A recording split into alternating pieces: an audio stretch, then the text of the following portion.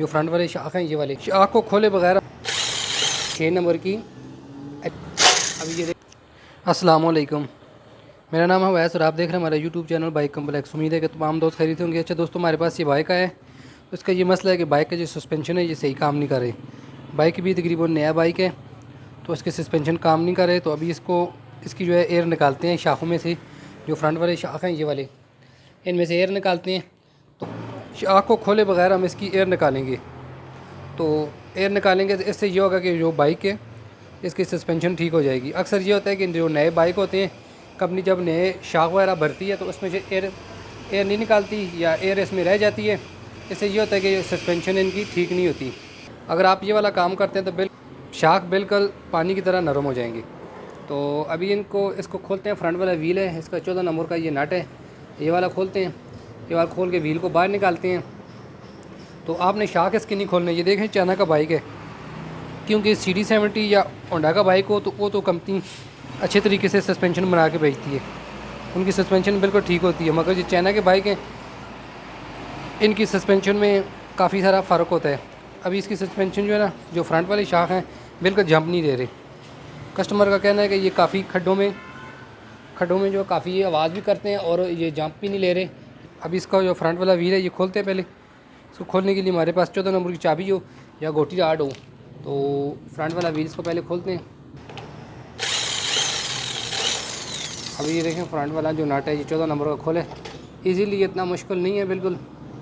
अगर आपके पास औजार वगैरह 14 नंबर की चाबी या गोटी राड और एक एलकी है तो आप ख़ुद भी ये घर पे ये वाला काम कर सकते हैं, कोई इतना मुश्किल नहीं है।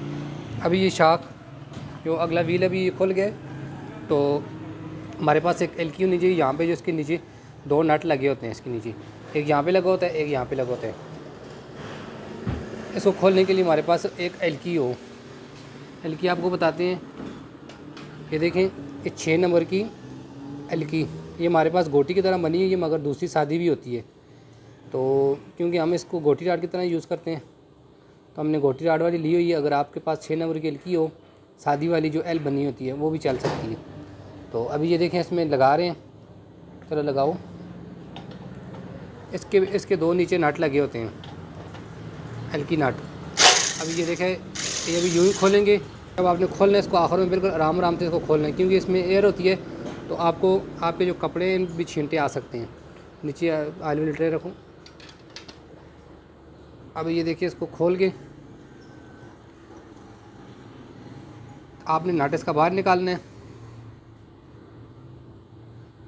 अभी ये देखें इसमें नज़र आया आपको पानी भी भरा हुआ है और इसमें जो एयर थी वो भी निकली है। अच्छा दोस्तों, जब हम बाइक को सर्विस वगैरह करवाते हैं तो इससे ये होता है कि यहाँ से ना पानी रोटेशन का प्रेशर ज़्यादा होता है, यहाँ से अंदर पानी जाता है। तो एक यहाँ पे ये कटोरी लगी हुई है, एक ये लगी हुई है, तो यहाँ से पानी जाएगा। उसके अलावा पानी निकलने का रास्ता तो कोई भी नहीं होता। ये कटोरी लगी हुई है, जो भी अंदर पानी जाएगा इतनी कटोरी को भरी जाती है, तो पानी निकलने का रास्ता तो फिर नहीं होता। पीछे जब शाख जंप वगैरह लेता रहता है थोड़ा थोड़ा पानी इसके अंदर चला जाता है। ये राड लगे हुए हैं, ये जो पंप लगे हुए हैं ये पानी से भरे जाते हैं।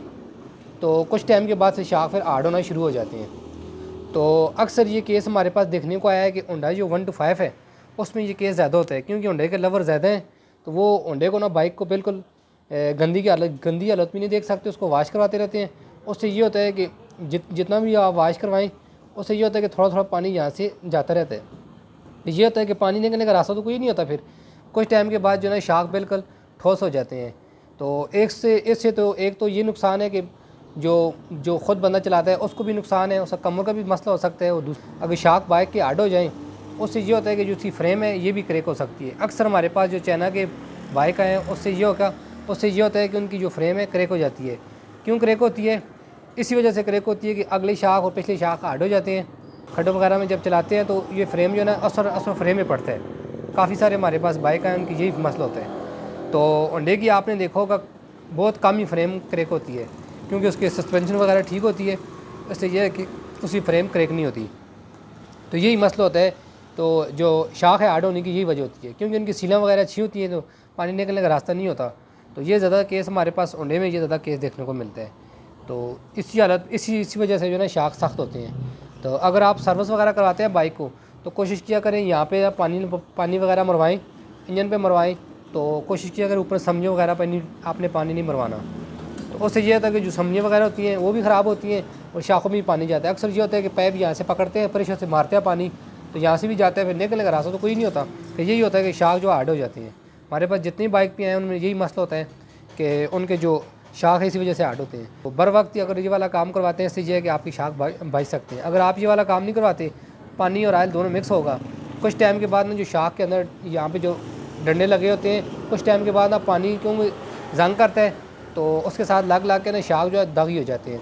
अभी आपको डंडा बताते हैं, इस तरह की हालत बन जाती है। पहले ये देखें, अच्छा ये देखें, ये हालत बन जाती है। ये देखें इस तरह पे, ये भी शाख में बिल्कुल ऑयल नहीं था, खुश्क चल के ना पानी में इसमें पानी गिरा हुआ था, खुश्क चलता रहा। हालत देखें ये बन गई इसकी। अगर आप बार वक्त काम करवाते हैं तो ऑयल इस पर नया डाल के अगर ये वाला काम करवाते हैं तो फिर आपके ये शाख आपके ख़राब नहीं होती। वक्त पे काम करवाएं तो इन चीज़ों से आप बच सकते हैं। यही मसला होता है कि शाख सख्त होने की यही वजह होती है। तो अगर एयर निकाल लेते हैं, एयर निकालने से यह है कि वक्ती तौर पे आपका काम हो जाएगा, मगर कुछ टाइम के बाद फिर आपको जो ना शाख नए डालने पड़ेंगे। अक्सर सही तरीका तो यही है कि आप इसका जो दोनों शाख खुलवा के तो नया ऑयल डाल के बिल्कुल पहले शाखों को अंदर से वाश करवाएं पेट्रोल से या मिट्टी के तेल से, तो उसके बाद फिर नया ऑयल डालें। सीलों की ज़रूरत नहीं है, सीलें वहीं चल जाएंगी, सीलें इतनी जल्दी ख़राब नहीं होती।